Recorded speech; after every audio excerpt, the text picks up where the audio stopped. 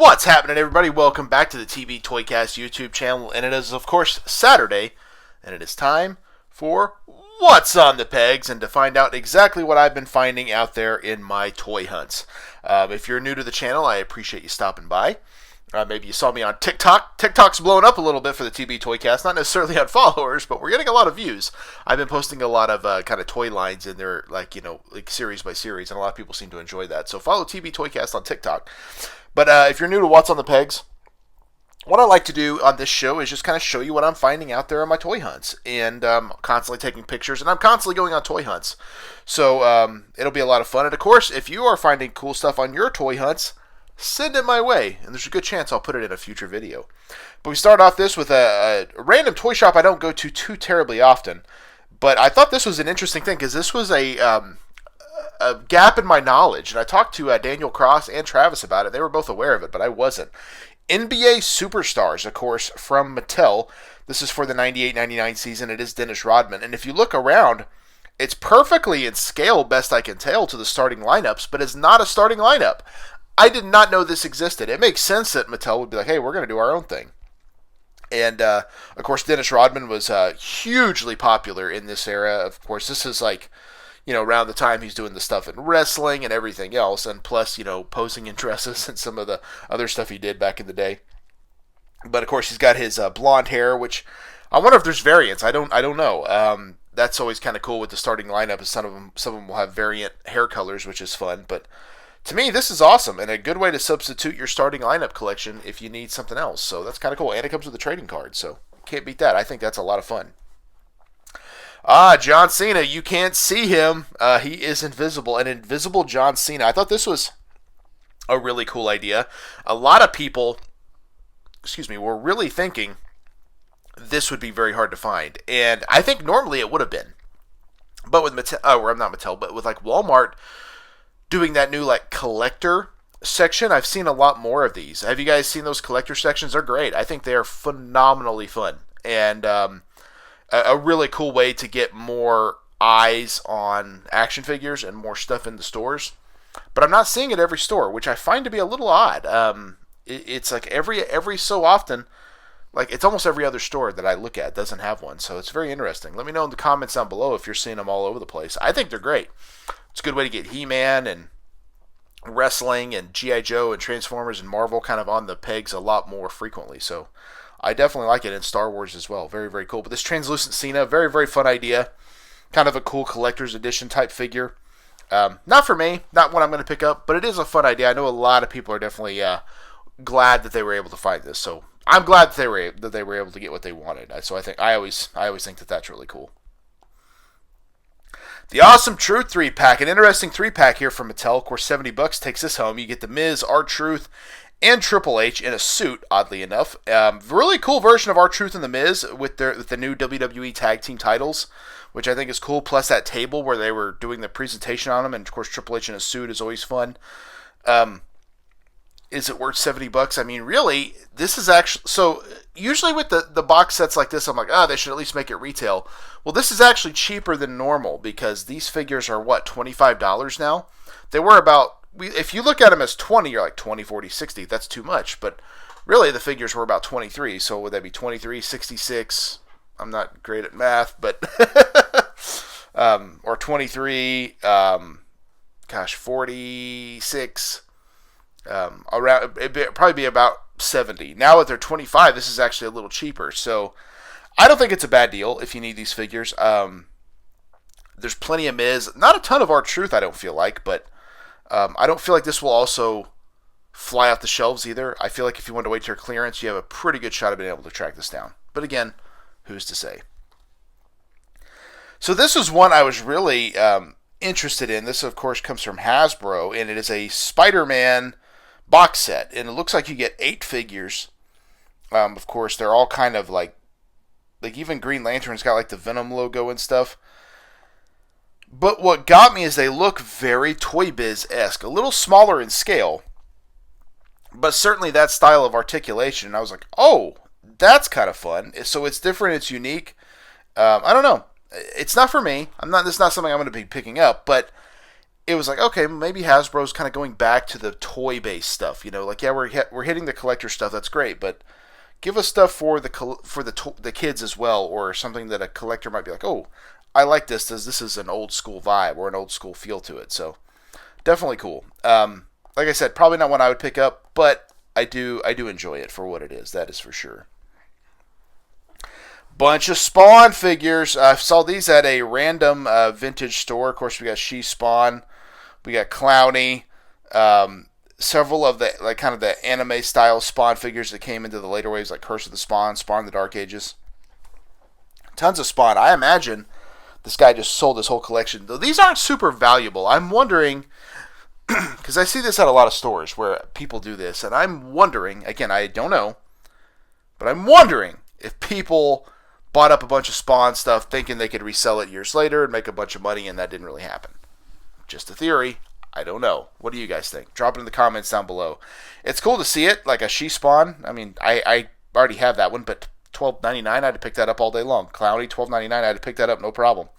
There's Medieval Spawn down there, $12.99. I would have totally bought that if I didn't already have it. So, I don't hate it. I don't think it's a bad deal at all. So, if you need some Spawn figures, check your local toy shops. You never do know. And then again, this is just another image of the kind of the same ones. But you see the Clown number 2 back there. Several Spawn figures. Like I said, I couldn't get a picture of all of them because there were just so many. But it was really cool to see them. I had that one break on my unboxing video the other day. I talked about that, and I'm a little gun shy on buying more. I mean, I will eventually, but I think also with toy collecting, I go in and out of phases. And so if it's just not one I'm feeling at the moment, I'm like, I don't need it. And that's just kind of how my brain works. Right now, I'm heavy into Masterverse, and that's kind of where my extra money is being allotted to. There'll probably be other stuff here and there, but those I'm like, okay, no, I need to get all those right now. And so that's kind of what my focus is at the moment. And you'll see, because a lot of Masterverse will be unboxed right here on the channel very, very soon.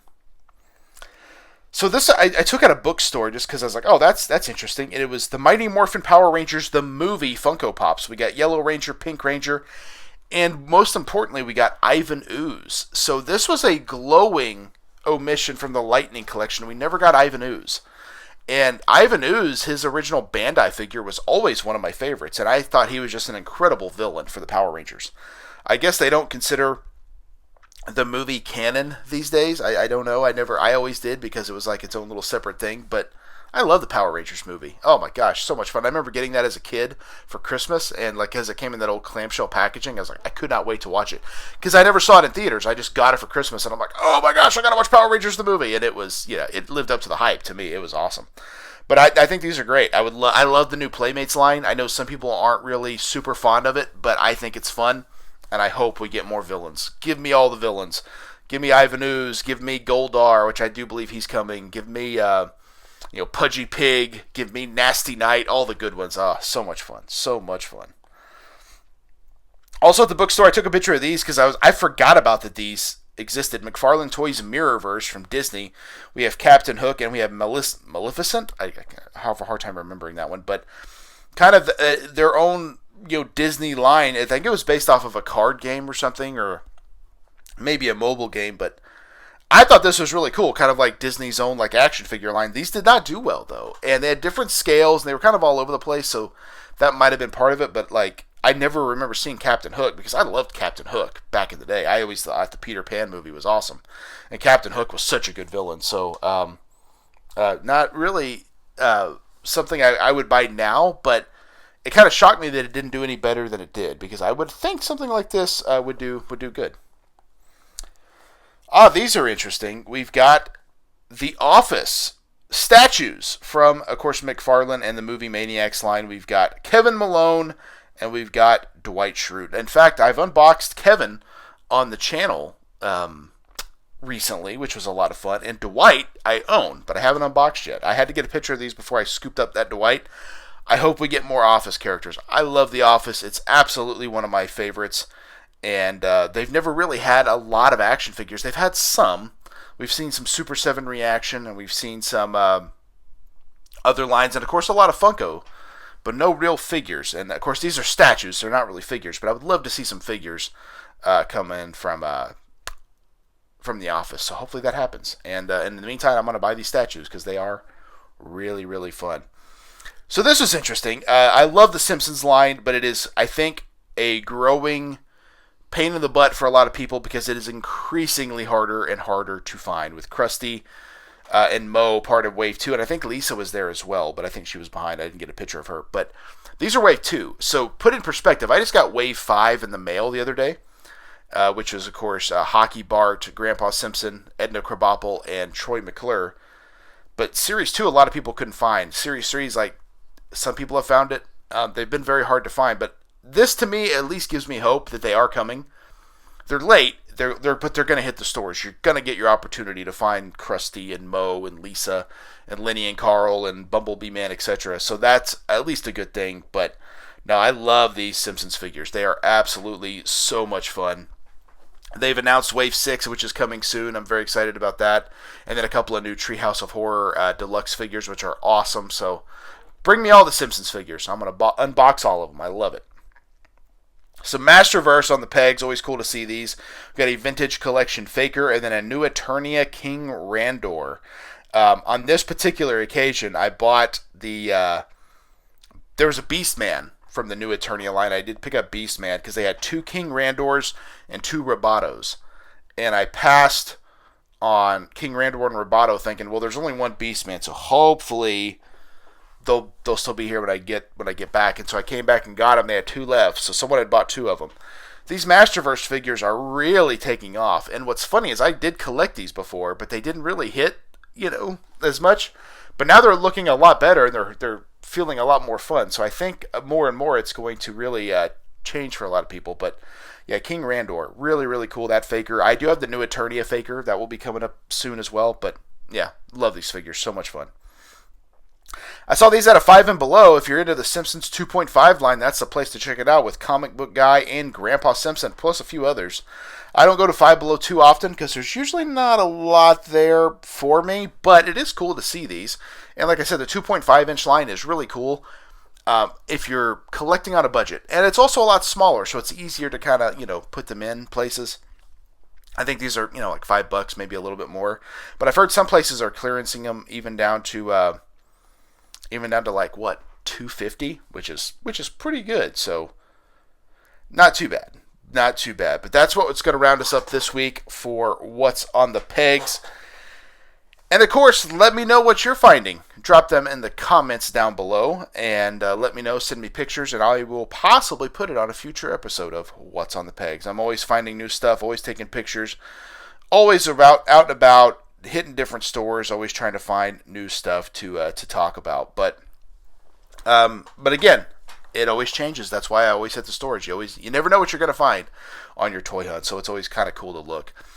But also check out the TB Toycast podcast, dropping every Thursday. We have a brand new episode with me and Travis talking all things toys with a different main event, plus all the news and happenings for the week.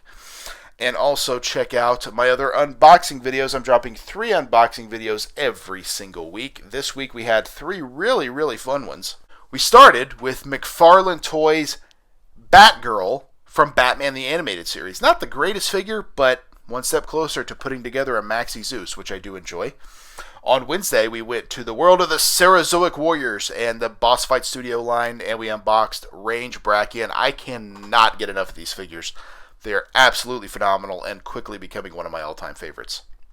And then on Friday, we went back to the world of retro action figures with Atsushi Onita from Epic Toys. Such a fun retro. At one point, one of the most famous deathmatch wrestlers of all time. So very cool to unbox him. And again, always fun to have a new retro in the collection. So check all those out as well. And then once a month, check out Tales of the Toy Box. Episode 5 is up and available. It is all about He-Man and the Masters of the Universe. Series 1. Super, super fun stuff.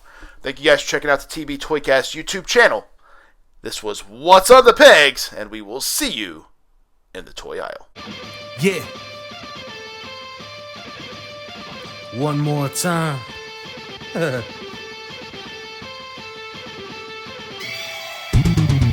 It ain't over till I say it's over. So lock the cage up, cause this is a takeover. The wait's over. If this the final time we meet, then you'll be on your back on my feet. Then I'll tip the cage over as a hangover. I'm super fly so I can splash off the top. And I can shut down the shot.